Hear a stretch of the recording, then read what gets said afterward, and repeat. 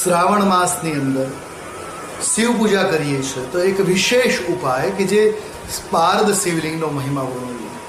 પારદ શિવલિંગ, આમ તો પારદ શિવલિંગનું એટલું બધું મહત્વ શાસ્ત્રોમાં વર્ણિત કર્યું છે કે એની પૂજા અર્ચના કરવા માત્રથી સમસ્ત પ્રકારના પાપ નાશ થાય છે, સમસ્ત પ્રકારના રોગોમાંથી, બીમારીઓમાંથી મુક્તિ મળે છે. જીવનમાં કોઈ સંકટ ચાલે છે, કોઈ સમસ્યા ચાલે છે તો એ સમસ્યાના નિરાકરણ માટે પણ પારદેશ્વર શિવલિંગ ખૂબ મહત્વપૂર્ણ છે. પારદ શિવલિંગના દર્શન અને સ્પર્શ કરવા માત્રથી મહાદેવ પ્રસન્ન થઈ જાય છે. સાંસારિક સુખોની પ્રાપ્તિ તો થાય જ છે. પારદ શિવલિંગની આરાધના કરવાથી તમામ મનોકામના, તમામ પ્રકારના ચમત્કારો જીવનમાં થતા જોવા મળી શકે છે.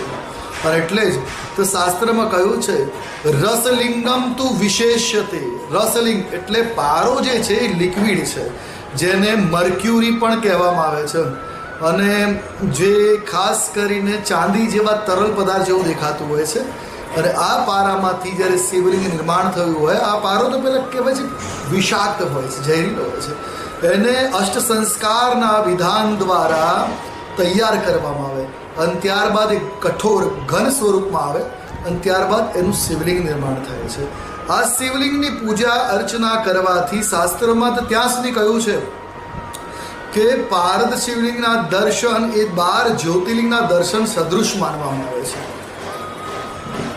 પારદ શિવલિંગની પૂજા જીવનની અંદર તમામ મનોકામના, મનોરથોને પૂર્ણ કરવાવાળી માનવામાં આવે છે. ભગવાન ભોળાનાથે સ્વયં માતા પાર્વતીને કહ્યું છે કે જે ઉપાસક પારદ શિવલિંગની પૂજા અર્ચના કરે છે એની પર મારી કૃપા હંમેશા બની રહેલી જ હોય છે.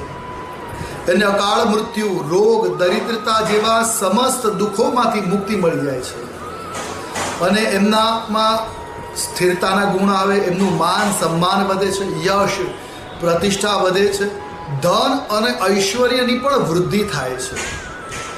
અંતમાં તમામ પ્રકારના સુખોને ભોગીને એ મોક્ષને પ્રાપ્ત કરે છે.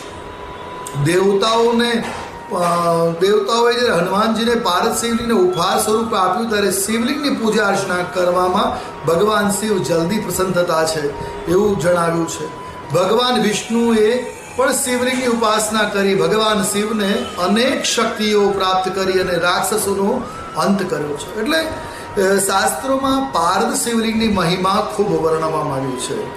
પારદ શિવલિંગ લિક્વિડ ફોર્મમાં હોય છે, એને ઘણી કઠિન